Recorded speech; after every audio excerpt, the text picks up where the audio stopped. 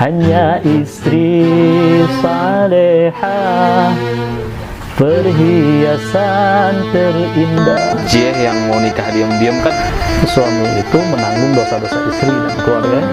Tapi ketika seorang istri mengizinkan untuk suaminya menikah lagi, keceplosan, keceplosan. mana dulu nih lebih baik minta izin apa lebih baik minta maaf? Cinta kepadamu dan takut kehilangannya. Assalamualaikum warahmatullahi wabarakatuh. Hamdan wa syukran lillah, salatan wa salaman li rasulillah, amma ba'du. Alhamdulillah, sore hari ini kita bisa bertemu kembali. Alhamdulillah, sore hari ini kembali bertemu dengan seseorang yang selalu Al-Fakir rindukan, Guru Al-Fakir Ustadz Asep atau Ustadz Cepot. Gimana kabarnya, Guru? Sehat? Alhamdulillah Guru, kabar anak sehat berkat doa Guru dan sedulur-sedulur. Sedulur-sedulur sedoyo. Alhamdulillah. Jadi gimana Guru, sehat ya Guru ya? Alhamdulillah, kita ngobrol santai lagi. Mungkin kemarin sempat kita bikin konten ngobrol santai, tapi ya sedikit-sedikit ada bahasanya apa ya, respon dari netizen ya. Dari teman-teman netizen lah ya, bahasanya begitu. Bahasanya kayak gitu gitu ya. Aduh, iya, Masya Allah. Ada yang katanya ada yang minta diteruskan bahasan yang itu. Ya, kita sih ya merespon, ya kita meneruskan sambil santai aja. Sambil santai aja, kita jawab pelan-pelan aja ya Guru ya. Karena kemarin sempat kita bahas bab poligami ya kemarin ya. Banyak tuh yang nanya gitu gimana, sampai orang-orang itu Jie yang mau nikah diam-diam kan begitu, kagak enak ya. Padahal gitu, kita mah hanya bahasan keceplosan, keceplosan. Iya, Masya Allah. Tapi ini Guru, ada yang bertanya juga, jadi yang bertanya itu bagaimana sih wanita soleha itu seperti apa? Kan banyak juga terkadang laki-laki mendambakan seorang wanita yang soleha, wanita soleha pun mendambakan seorang laki-laki yang soleh, walaupun secara ininya yang ya orang yang belum baik aja memang mengidamkan yang soleha, begitupun sebaliknya gitu. Itu menurut Guru, coba beri penerangan lah gitu Guru. Ya wajar-wajar saja dalam suatu keinginan kita untuk mendapatkan pasangan yang soleh ataupun soleha, ya karena dalam salah satu syair yang dikumandangkan oleh Raja Dangdut Rhoma Irama yang kayak kalimatnya gini: setiap keindahan perhiasan dunia, hanya istri salehah, perhiasan terindah. Jadi perhiasan terindah adalah istri yang solehah. Masya Allah. Ad-dunya mata'un wa khairu mata'iha al-mar'atu solehah. Dunia ini adalah perhiasan, dan sebaik-baik perhiasan adalah istri yang solehah. Ya tadi wajar laki-laki menginginkan pasangan yang solehah, seorang wanita pun menginginkan suami yang soleh. Cuman tadi kalau kita analogikan, ketika saya ngucapin assalamualaikum, kita akan dapatnya waalaikumsalam. Ketika saya ngucapin punten, dapatnya mangga. Ketika saya ngucapin sampurasun, rampe. Saya ngucapin halo, pasti dapetin hai.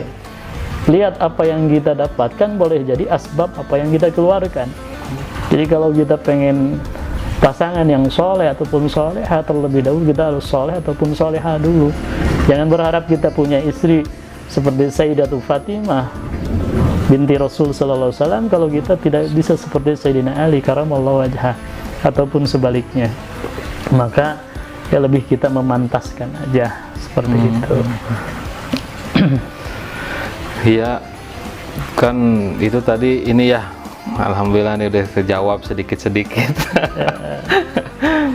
Nah ini kriteria wanita soleha itu seperti apa sih?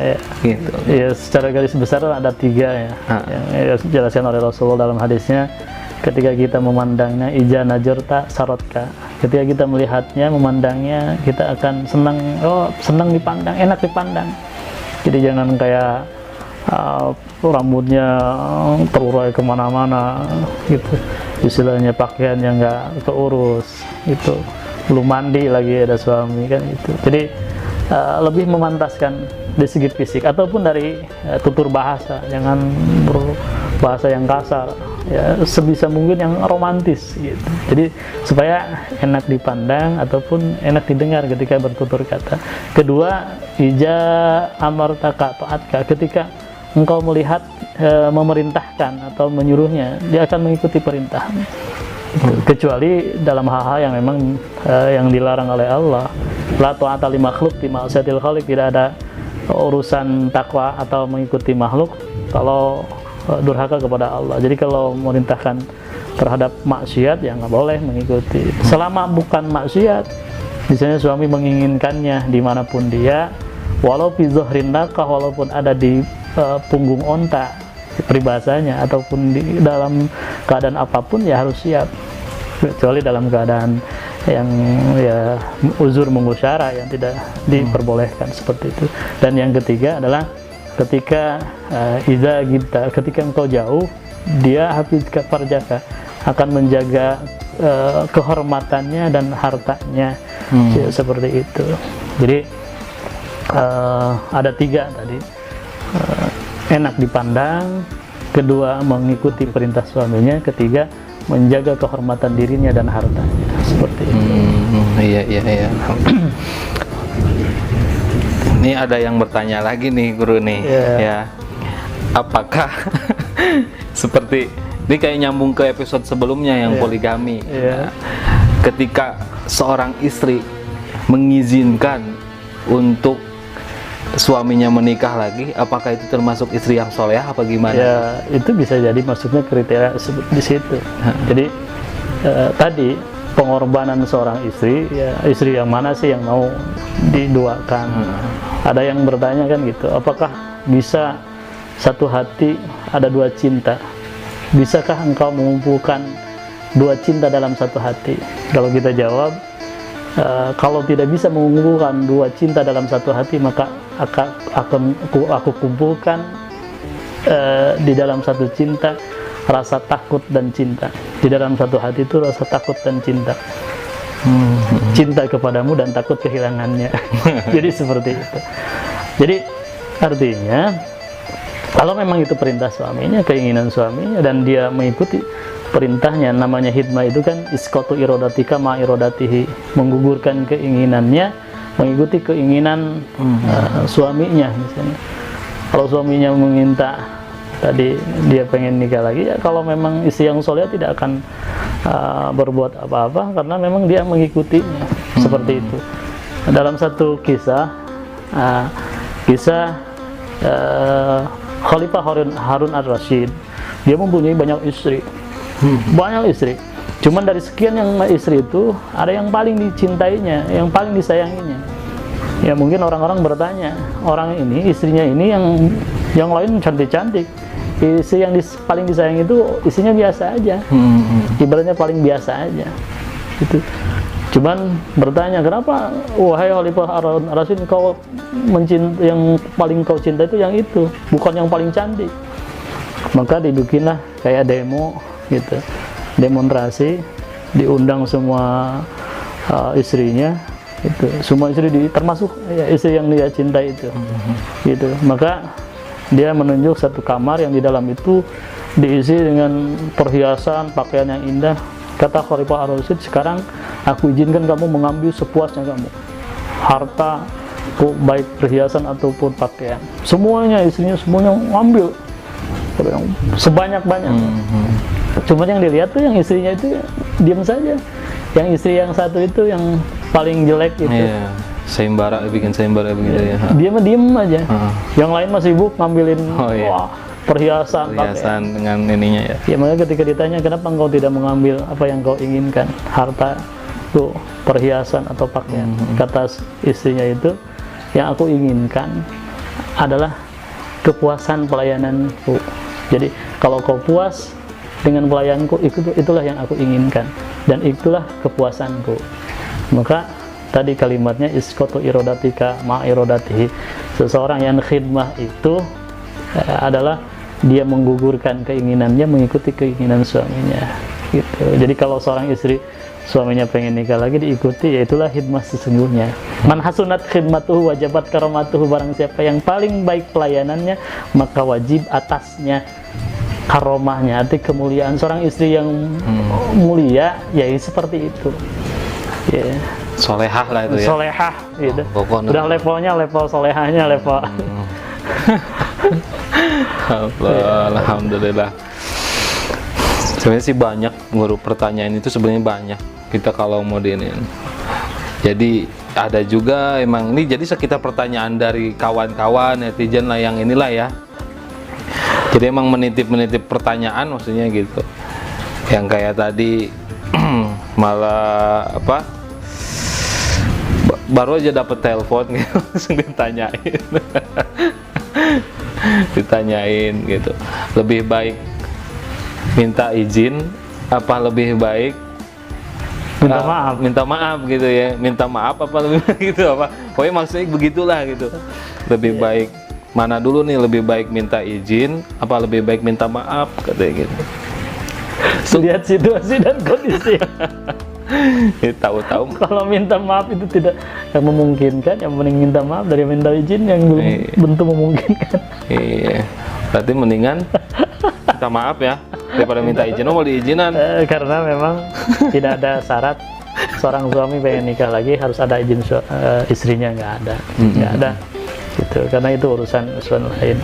Jadi kenapa seorang suami itu tadi tidak ada keharusan untuk dapat izin dari istrinya, karena suami itu menanggung dosa-dosa istri dan keluarganya, tapi istri tidak menanggung dosa suaminya, seperti itu. Nah itu nih benar guru.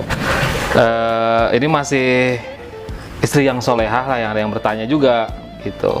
Gimana kalau misalnya istri yang solehah dengan suami yang tidak soleh? Saya contohnya ketika si istri itu rajin beribadah, rajin ibadah, tapi si suami mah boro-boro sholat aja kedul gitu, males itu males ini males gitu. Itu bagaimana gitu? Apakah nanti akan dipertanggungjawabkan untuk si istri apa si kalau apa nafsi gitu, si suami urusan dengan urusan suaminya nanti di sana lah gitu. Nah kalau untuk si perempuan ini, si istri ini dengan amalia kesolehannya dia itu ya dengan untuk keselamatannya dia pribadi itu apa gimana? Kalau urusan suami dan istri ya mungkin tadi seorang istri itu tidak menanggung dosa suaminya. Ya kalau urusan antara sesama mukmin disebut watawassaw bil haq watawassaw bis sabr, jadi saling mengingatkan dalam hak dan kesabaran, itu masuk ke situ. Cuman untuk hal tadi menanggung dosa suami, dia nanti di akhirat nanti nafsi. Seperti mana dalam rumah tangga itu kan ada 4 kategori ya. Ya seperti rumah tangga yang istrinya solehah tapi suaminya durhaka kepada Allah, yaitu contohnya Siti Aisyah punya suami Fir'aun. Ada lagi yang suaminya soleh, istrinya durhaka seperti Nabi Nuh. Gitu, punya istri yang durhaka. Ada lagi yang suaminya durhaka, istrinya durhaka, yaitu Abu Lahab ya. Maka dalam Quran diabadikan saya selana rong datalah habi wa mu'atu hammalatal hatab ya, gitu. Seperti itu. Jadi ada 3 kali ya rumah tangga itu yang sama-sama, yang tadi istrinya soleha, suaminya soleh. Ada yang suaminya soleh, istrinya yang durhaka. Ada yang dua-duanya durhaka gitu. Kita mudah-mudahan sih suaminya soleh dan istrinya yang soleha yang kita inginkan, seperti yang dicontohkan dengan rumah tangga uswah kita, teladan kita baginda Nabi Muhammad sallallahu alaihi wasallam. Laqad kana lakum bi rasulillahi uswatun hasanah. Jadi Rasul itu adalah suri teladan bagi kita yang paling lengkap dicontoh yang rumah tangga ya karena Rasulullah menikah seperti itu. Nggak bisa kita mencontoh ke nabi yang lain karena kayak misalnya Nabi Isa nyontoh pernikahan nggak mungkin karena Nabi Isa nggak pernah nikah. Seperti itu ya, mungkin itu saja. Sudah sore juga. Alhamdulillah, terima kasih guru atas waktunya ya. Jadi nanti untuk teman-teman yang emang mau bertanya tentang masalah apa aja tentang kehidupan sehari-hari atau bisa langsung komentar aja. Jangan lupa share and subscribe di channel kita. Cukup ya guru ya? Iya juga. Ya. Ya, mungkin. Assalamualaikum warahmatullahi wabarakatuh.